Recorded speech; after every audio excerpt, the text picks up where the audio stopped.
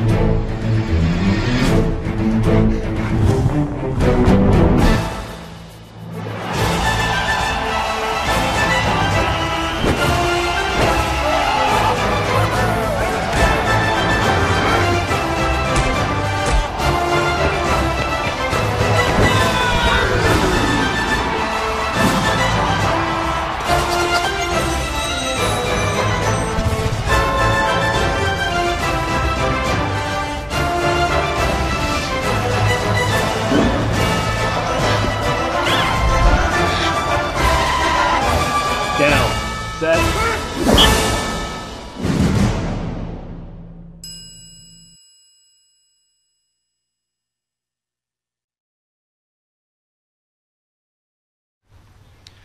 Welcome back to Lax All-Stars coverage of the 2018 World Games, the last day of pool play here, and caught up with Team Jamaica after their last game on this day. So awesome interview. Please enjoy. Now joined by head coach of Team Jamaica, Coach Earl, and two native players, Simpson and Alex. Thanks for joining me. It's been a pleasure. Let's just start with being in Netanya and Israel and being in your second World Games. Coach, how awesome is it to be out here and to be able to bring your team and now completed your full schedule? It's been great. Actually, first time for the team.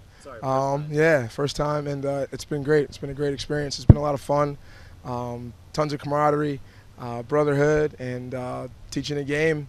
Was a long journey, but it also went by quick. It also went by real quick. 7, 8 games, and in a short span of time. So. It's definitely a short span of time, and like you said, playing games back to back to back. How was that schedule for you guys coming out here? We're in the Middle East and dealing with the heat, dealing with all the weather. How was playing back to back games like that in this World Tournament style? Well, it took some getting used to because even going to bed, you have to be very mindful. Sometimes you have early matches, or sometimes you'd probably wake up at 9. Right. Then the next day is probably 7 or 8. And with the time change, it's hard too, so right? Yeah. But since I've been adjusted to it, it's been I'm just started to accept it. Just wake up, go in the bathroom, no quarreling, nothing. Just gotta go through the motions. Yeah. And yourself? Well, I think the only problem I really had was the fact that coach was like busting my balls about like wearing black tights all the time because the sun is like blazing. He's wearing tights in the heat, and he thinks it's normal. He feels comfortable. He's wearing tights in the heat. So I couldn't do it. I couldn't do it. But let's also talk about you guys are native Jamaicans, and to be a part of Team Jamaica and to be from Jamaica to represent your country. How has that been? It's been very great because I remember even doing the trials, and there were like around 50 people there, and I had to just come through with my hard work, everything. And since being here now, the country really is starting to recognize us, and that's something I really like. Right? And I just feel good that I'm here representing my country in some form of way. And you can answer the same question, but it's so important that there are homegrown players, because the youngins back home, like you said, see you guys here playing, and that's just a great example, right? Sets a great example for them to come up, right? And it's a possibility, right? Yeah. It was kind of difficult at first because of funding, back and forth, right? But I think between all of us, between me, Simpson, and Coach, I think we kind of pulled together and actually like made it here. So that's like a great accomplishment. Talk about that, man. Talk about the struggles of building a team and you trying to travel and all that it requires to get out here. Simpson's first time traveling ever. Right.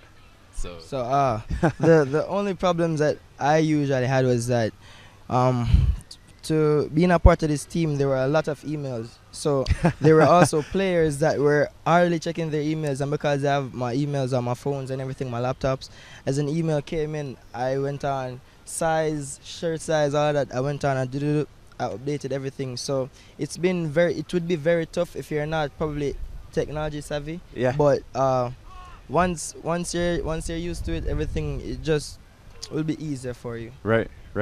And yourself, Alex? Oh no, same.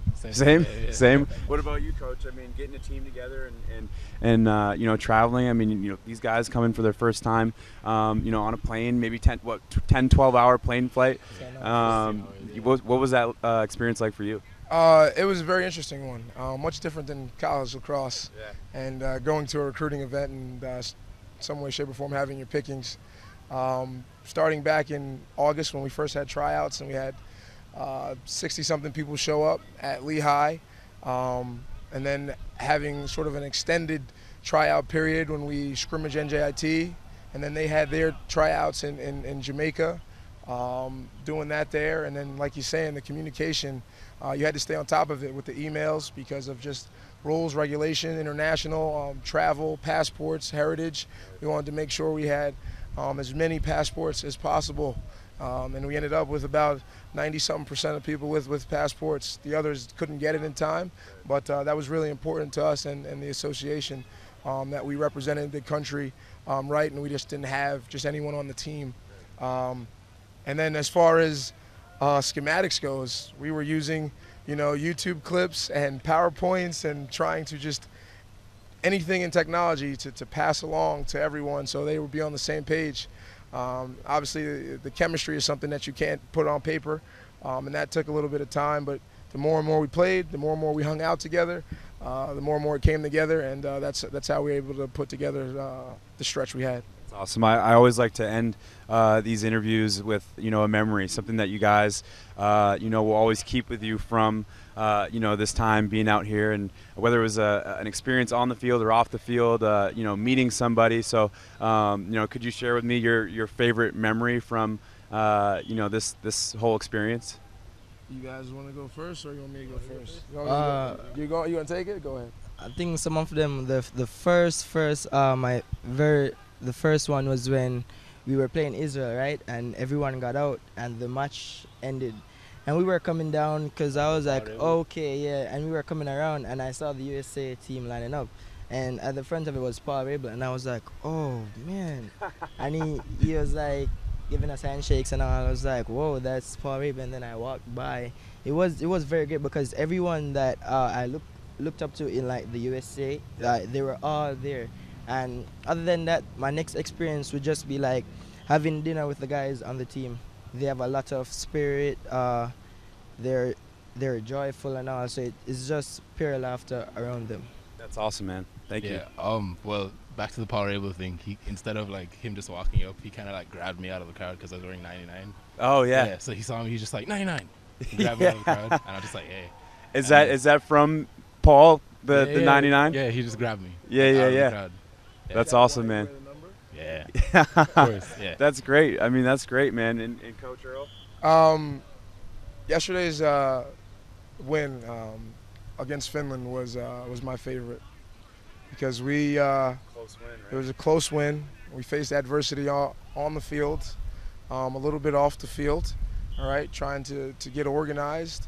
And before we made our run to come back, because those guys were controlling the game and they were tough players. Before we made our run, the team came together on the bench, and it was during a water break or a timeout, and they calmed each other down, and they spoke positive words, and they talked about getting back to fundamentals and doing it right and why we're here. And next thing you know, we were able to score one and then score two, and it boosted our confidence. And it's what kept us in the game. It's what won us the game at the end. It was very rewarding to have that positivity put us through. It was very rewarding, when you think about mental toughness and stuff like that. So, and that's probably when I felt like we were most a team. It's only been 2 weeks, but yesterday was that feeling.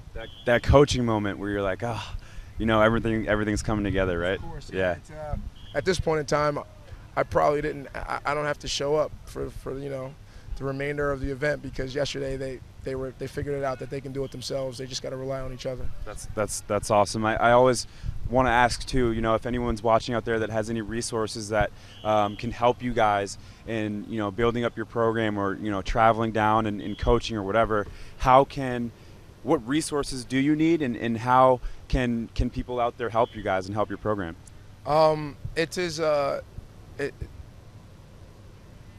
We need instruction. They have youth, they have high school, but to have more people have the same ability, they need more instruction, they need more coaching, and more officials. Equipment is something that's really difficult. There is no Lacrosse Unlimited in Jamaica, and then you're talking about shipping gear from the States. If you order it online, that's really costly. A lot of guys had to pay their own way, so it was from all angles we can use the help. We have great people who are there now, but from all angles we can continue to use help, get more hands on deck, so we can hit the ground running right away for the next World Championship, or for the women or U19 teams and stuff like that. We'll see you in the indoor games? You will as well. That's Me, awesome. Myself, I got it. We'll see. We'll see. I know there's already a group and structure for indoor, so hopefully I'm invited to that. All right, awesome. Really appreciate it, Coach. Guys, really appreciate what you guys are doing and playing. So it's been awesome to watch you guys. And one of my favorite moments was the One Love Uganda moment when you guys sang that song. So I'm always going to remember that, and I appreciate it. So thank you. Yeah, thanks, guys. Appreciate it. Yeah, cool. Thanks. Yesterday, Matt Anderson caught up with Michael Hazy of Phantom Lacrosse. An awesome interview. Please take a listen. Hi, I'm Matt Anderson with Lacrosse All-Stars. We're here with Michael Hazy of Phantom Lacrosse. Michael, thanks for joining us today. Yeah, my pleasure. Thanks a lot. So tell us a little bit about the Phantom Pocket that your company produces. Yeah, sure. So we have a unique problem in lacrosse, and that's that beginners aren't being taught good form in practice. Like every other sport does this. Like if you swing anything in a sport, you're going to learn good form in practice. Like in tennis, baseball, golf, it's like taken for granted. But in lacrosse, we don't do that. And the reason why is that if everybody's stick throws differently, then you can't teach good form. And traditionally, like starter sticks didn't even work with good form. So this is really holding back the sport, and I think it's a big problem, and that's why I made the Phantom Pocket, because the Phantom Pocket only works with good form. So it's like a coach outside of practice that helps every beginner like advance so much faster, because they don't lose years playing with a stick that doesn't work, using bad form that holds them back. What gave you the idea to create this product, and I guess how were you able to come up with the design? Well, I'm a stringer, and I learned to string when I was, like a sophomore in high school. Back then you started when you were a freshman. And it made such a huge difference in my performance and my understanding of how to play lacrosse that, I really wish everybody would learn to string. But if we look back over the decades since I graduated, we still have like 1 out of 10, 1 out of 20 players who learn to string. It's like an art, and you have to have that personality. So everybody else is kind of left out of being able to access those advantages. And that's why I wanted to make the Phantom Pocket, is so that everybody could have, the performance out of their pocket that will let them become the best player they could be. Great. So let's talk a little bit about your company. What kind of growth have you guys seen? What's been the response to the Phantom Pocket? Well, absolutely. The biggest response is skepticism, because it is so unusual looking, but that changes fast when somebody actually gets to use it. And that's why coming to an event like this and letting people from all over the world be able to try it out is so valuable. Because if someone sees a picture or even a video, they still can't really wrap their brain around it until they touch it and see that it's soft, until they cradle with it and see that it's got a ton of hold, until they shoot with it, and then they're like, wow, I get it. So you have a product for normal sticks. Do you have any goalie products coming out? Wow, that I get that question a lot, and it would be really fun to develop like a giant phantom goalie pocket.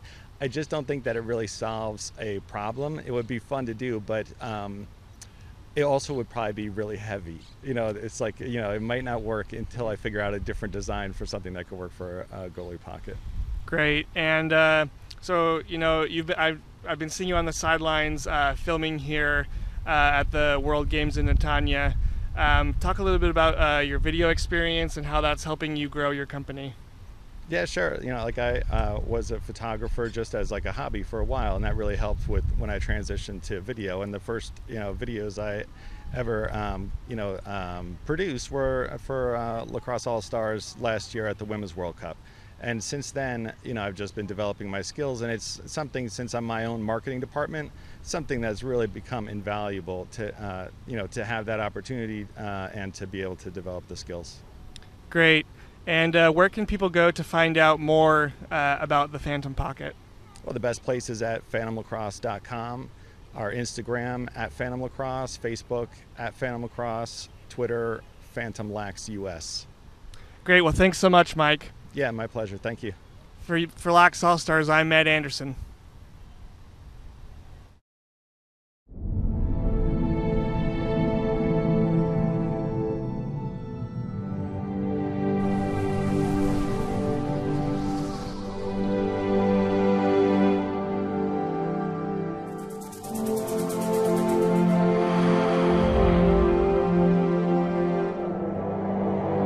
Shalom from Israel.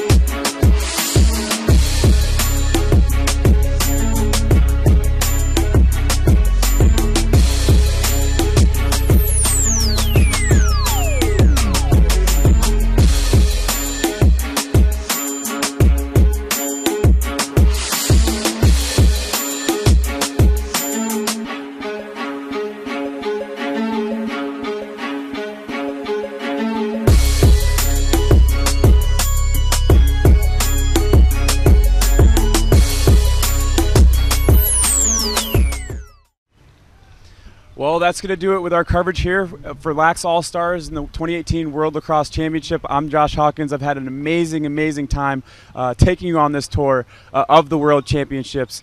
So we'll see you next time in 2022.